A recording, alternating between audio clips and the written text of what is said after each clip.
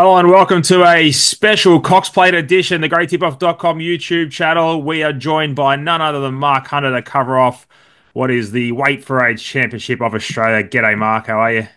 Well, Mick, how are you? Doing really well, mate. Can't wait. Exciting weekend. The big races keep rolling on from here on in, all the way through to sprint the Champions Day. It'll be big, but we're going to kick off here with the Cox Plate. We'll preview this race and. First off, how do you think the Valley's going to play? Rail true, good track, do you think? Yeah, rail true Friday night. What he usually does, he usually keeps it pretty firm Friday night, so it can be hard to make ground, but that way he doesn't get wear and tear on the track on Friday. Then they make a decision whether they water it Friday night. So I wouldn't be shocked if it was leaderish Friday night. I haven't walked it yet, but wouldn't be shocked if it was leaderish Friday night, and then hopefully evens up a bit Saturday with a bit of watering. Love that. All right, so hoping for an even track, and come 5 o'clock on Saturday afternoon, you'd expect that with a fair few races gone over it. Interesting races. Obviously, a lot of speculation whether VS16 is going to turn up. The suggestion this morning is that she'll be there, and the regular track work rider's flown in from Sydney, saying that he's never seen a horse better. So maybe those extra 3 laps did her a favour. What's your thoughts on her and that track work, mishap?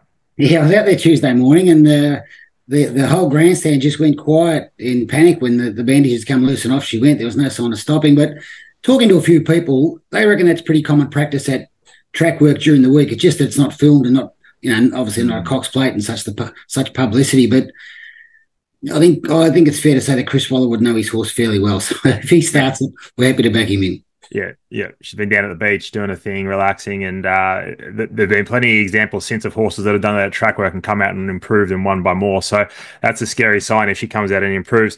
A few question marks over some horses. So we've ticked her off. She should be right. We're trusting Waller.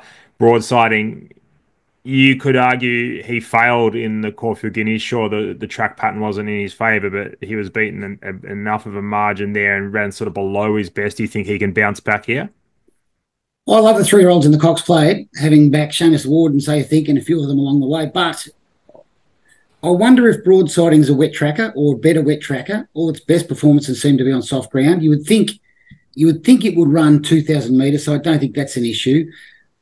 I just wonder whether the 3-year-olds are good enough this year. Each time they've run, you compare their times with the older horses on the day, they haven't really matched up all that well. So I wouldn't fall over dead if one of the 3-year-olds win, but I think this year, just maybe given a dry track and 2,000 metres and the quality of the opposition, I think they've got the job ahead of them this year. That's how I see it.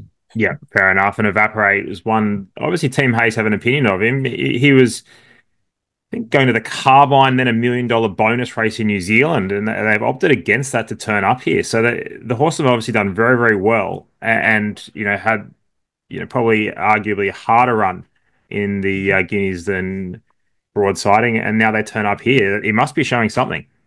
Yeah, look, he flies at the Valley. He's done an amazing job to come through a maiden 5 starts ago at Cranbourne and then beat restricted horses the next couple. He's just getting better and better. He goes terrific at the Valley. He'll run 2,000. You could argue who was the better run out of him and Broadsiding in the Guineas. So, and obviously they've changed their mind. They weren't going to go to the Cox Plate. Now they are. So he must be pleasing them, no end. But again, I just wonder whether the 3-year-olds are quite good enough this year. Yep. What do you make of the European UK run at Docklands? Any opinion of it? I've gone through sort of its form and its figures are stack up okay. It looked a little bit below sort of some of the horses meeting here, and I'm not sure about its racing pattern from Barrier One. Do you have any concerns over the horse? Oh, the barriers are the issue. Like you said last start against, looking at it at the mile, 3 back and 2 back, it's a good horse. It's got horrible barrier manners, but it's a good horse. Got a great turn of foot, travels into the race well.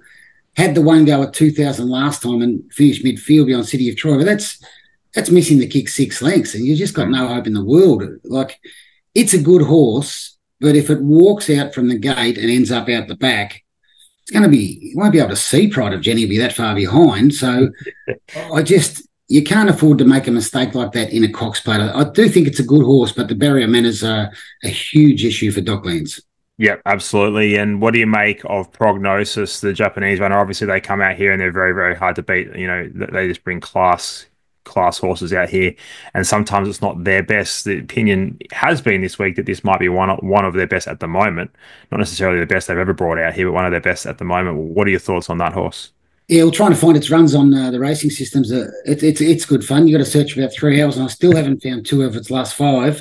Yeah. Look, I guess the obvious form line there is Romantic Warrior.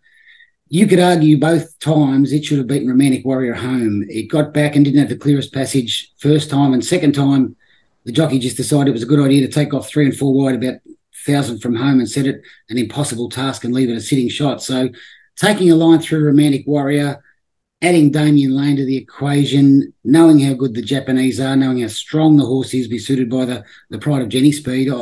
I've got Docklands down. I've got Prognosis down as main pick in the race, top pick in the race. What do you think they do with Prodigy? Do you think that they're going to be absolutely handlebars down and catch me if you can, or do you think Declan's just going to build into the race, sort of, from the sort of 1,000 meters? Like, she was slow out in Sydney, probably considerably slow for her. Almost, you could say, three-quarters of a length out slow. What do you if you're in the Prodigy camp, what would you say plan of attack should be? Plan A. I think you'll see handlebars down. I just think you'll see her go to the front. She'll lead by a big way. She'll send her back up. She's fit. She goes well around the valley. I think you'll see Pride of Jenny lead by a long, long way. I think she got clear out there. She's got the 3-year-olds outside her. Oh, sorry, 3-year-old broadsiding outside her and Kovalika, who has to go back or it's got no hope at all. So she should have clear air to the front, and I think she'll establish a huge lead.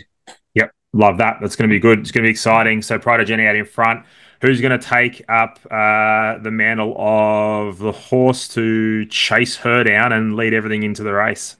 Probably Royal Patronage. I think Mr. Brightside's drawn 2, Royal Patronage 3. Brightside, I don't think he's strong enough at the 2,000 to do the absolute chasing and then the toughness to get Pride of Jenny and hold off Via Sistina. So I think Craig Williams would be happy to follow Royal Patronage, who you think would be forward second, giving chase. So I've got Royal Patronage giving chase and Mr. Brightside tracking it along, getting every chance. Love it. Righto, give us your top three and a bit of a reasoning why. I think Prognosis is the one to beat for the reasons I've mentioned. I reckon it could have beaten Romantic Warrior twice. You've got the addition of D Lane, fast run race. The Japanese horses always run well. To beat number 6, Pride of Jenny, who I think will lead for a long, long way. We saw her win that race up in Sydney. I think you'd be looking at a similar situation. They'll be struggling to run her down. And 7, Via Sistina. She was a terrific win in that race at Flemington. The format of the race is great. I think James McDonald's got a good draw to park behind either Patronage and Brightside, or maybe if one of the 3-year-olds go forward, get a good run behind them, get a great drag into the race. I think she's the other winning chance. So they're the only 3 I've got down as winning chances. I'm going Prognosis to beat Pride of Jenny and Via Sistina, the obvious. Love that. What else you got for us at the Valley? Obviously, Friday night, you thought there might be a bit of a leader bias. Some of those horses will be hard to chase down. Have you found Well, anything there that'll be hard to beat? I've had one bet Friday night. It's not a leader, so I don't know if that's a good idea. But I think a horse called Heavenly Eagle, drawn gate Yep. 10, had no luck at Caulfield, got Blake Shin to ride. Verdad's a short favourite in the race. I'm not sure how Verdad's going. I'm not sure about its want to win, running a mile with a big weight. So I think Verdad's under the odds, and I've had a good bet on Heavenly Eagle each way. Gate 10, we just need an ounce of luck, even if it's leaders. Seen Blake ride the Valley track beautifully from behind on the leaders track. So that's my one bet Friday night. And Saturday, look, I think if you wait for the last, I think your Sydney mares will completely dominate the race, and I would think Firestorm's flying. The 2 wins back were enormous, dropped back in trip last time with a mile, went super. I think it's winning the last race, so that will be my biggest bet for the day on Saturday, Firestorm. Love that. Yeah, Damien Lane booked to ride, which is interesting to J-Max on Molly Bloom, isn't it? I thought maybe they've got another target in mind later on for that horse. But yeah, Firestorm looks hard to beat. That's going to be a ripping Cox Plate Day, Mark. Good luck on Cox Plate Day. No doubt you'll dominate. If any of the punters out there you want Mark set, the gotipoff.com, search Mark Hunter, and away you go. Thanks for your time, mate. Thanks, Mick. Thank you.